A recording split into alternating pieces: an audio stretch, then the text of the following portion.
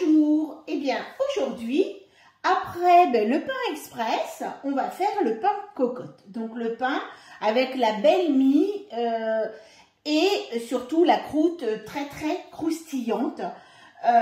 Donc on va réaliser ce pain cocotte qui est d'une facilité vraiment hallucinante.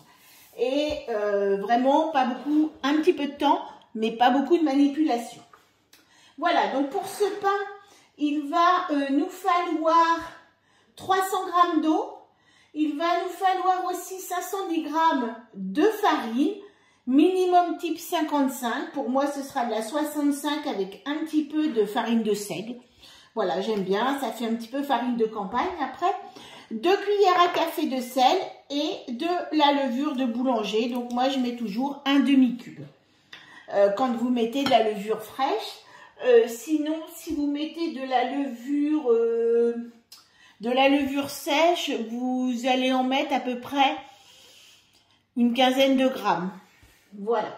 Donc, on va commencer la recette et on va mettre nos 300 g d'eau.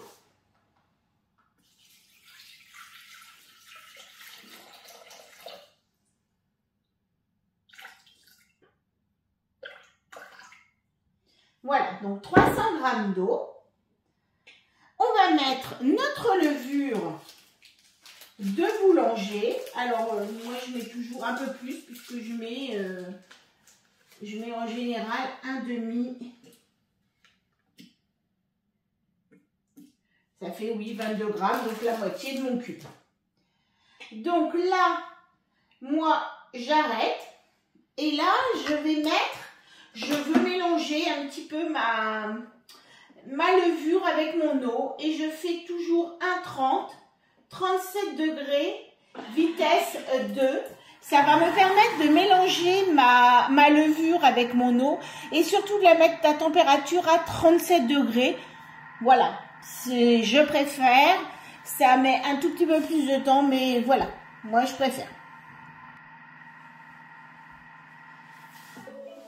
Donc voilà, je reviens sur ma recette et là, je vais mettre ma farine. Donc normalement, 510 g. Je mets un petit peu sur les côtés. Ensuite, je vais mettre 2 cuillères à café bombées de sel. Je vais remettre un tout petit peu parce que je ne les ai pas bombées. Voilà. Donc, au-dessus de ma farine, comme ça, ce n'est pas en contact avec ma levure de boulanger. Et là, je vais refermer mon couvercle avec mon gobelet doseur. Et je vais mettre 5 minutes en épi. J'ai un petit peu de farine qui tombe. Donc là, je vais faire le pétrissage de mon pain. Donc une fois que vous avez la farine qui est bien mélangée un petit peu avec l'eau, vous enlevez le gobelet doseur. Comme ça, ça va vous permettre d'incorporer de l'air. Comme je le dis souvent, la levure de boulanger aime l'air. Donc c'est toujours préférable d'enlever le gobelet.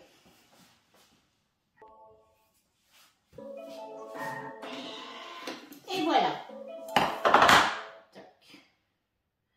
Une belle pâte.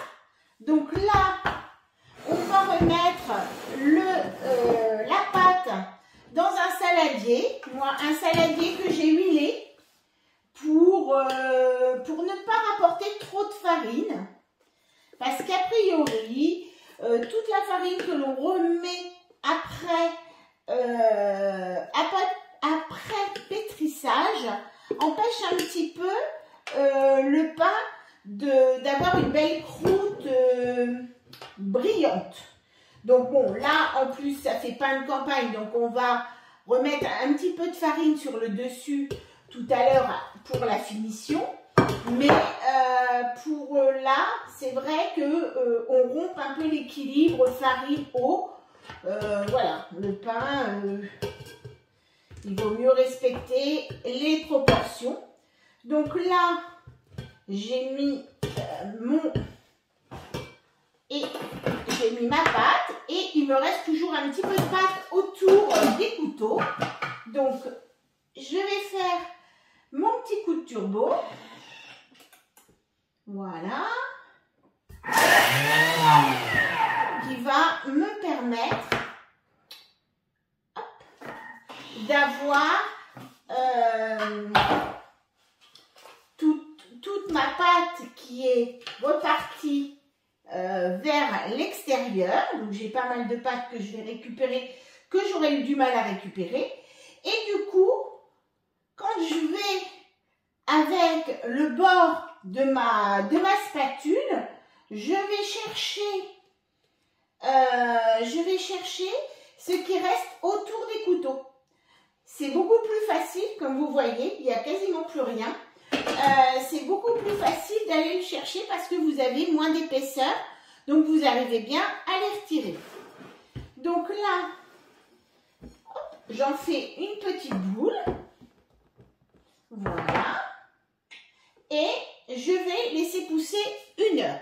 Ou, comme vous le connaissez un petit peu, mon petit truc, le bol d'eau dans le micro-ondes, c'est ce que j'ai fait. Donc le bol d'eau dans le micro-ondes et puis on va le remplacer par le saladier et du coup la pousse va être entre 20 minutes et une demi-heure. Il faut qu'en fait la pâte ait doublé de volume. Donc voilà, notre pain a bien gonflé. Maintenant on va procéder au dégazage. Donc je vais récupérer la pâte à l'intérieur de mon saladier et je vais la rabattre. Hop, et je vais, voilà, je la dégage, j'enlève le gaz qu'il y a à l'intérieur qui s'est fait lors de la première levée. Voilà, et je vais mettre en forme mon pain. Donc là, je vais le faire en long, puisque moi j'ai la cocotte Betty, qui est formidable pour le pain. D'ailleurs, ceux qui n'ont pas de cocotte, qui ont envie d'investir, là actuellement, toute la gamme des Rockstar, donc Betty, Paul et compagnie, sont en promo sur le site. Donc voilà, donc là, je vais lui donner une forme un petit peu allongée. Voilà, tout simple, hein. Vous n'avez pas besoin de faire vraiment beaucoup de choses aux dimensions de votre plat. Donc là, moi dans ma terrine, j'ai juste mis un tout petit peu de farine au fond. Vous pouvez aussi les graisser. Bon, moi, c'est pas nécessaire sur cette cocotte en terre. Donc, ça peut être une cocotte aussi en pyrex, hein, ça peut très bien aller, une cocotte Le Creuset. Voilà, je veux dire, celle-ci, franchement, elle est pas mal quand même. N'hésitez pas, je vous dis, si vous voulez investir, n'hésitez pas à aller sur le site. Elles sont vraiment en promotion. Donc là, hop, je vais la mettre dans ma cocotte. Je vais enlever ça. Voilà, dans ma cocotte. Et je vais procéder aux incisions de mon pain. Hop, je vais mettre plutôt dans ce sens-là. Je le forme un petit peu.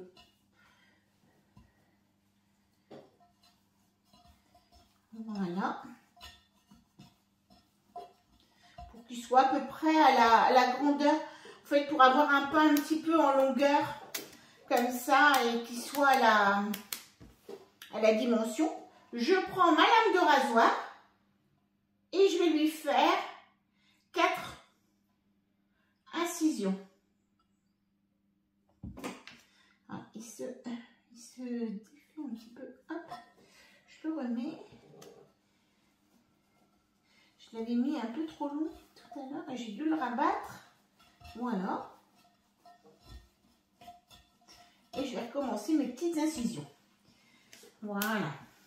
Hop. toujours avec ma...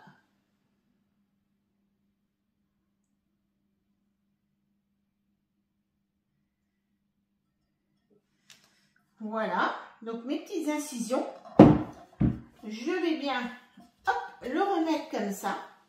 Et là, je vais le couvrir avec le couvercle de ma Betty. Donc, il faut absolument quelque chose qui puisse recouvrir. Donc, je vous dis, c'est pas le pain cocotte pour rien, puisqu'en fait, la cuisson va se faire à l'intérieur avec l'humidité qui va se produire. On va, donc là, moi, je la mets toujours à peu près 10 minutes où je la laisse comme ça.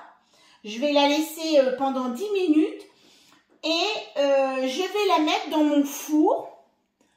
Et seulement quand elle sera dans mon four, je vais programmer 240 degrés. Donc, on démarre bien avec un four froid surtout. Donc, le four froid et on va la laisser cuire à 240 pendant 1 heure. On n'y touche pas, on n'ouvre pas, on ne fait rien.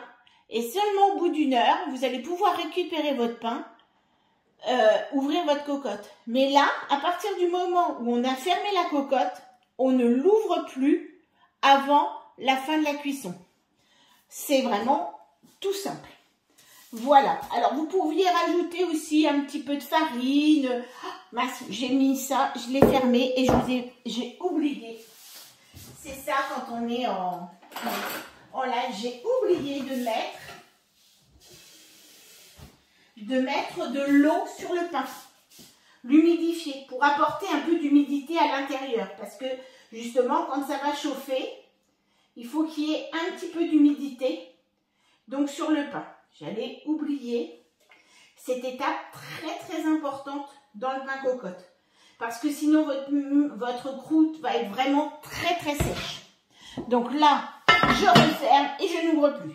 Donc je laisse 10 minutes et je mets dans mon four à 240. Mais four froid, je programme mes 240 une fois que ma cocotte est dedans. Et on se retrouve pour le résultat.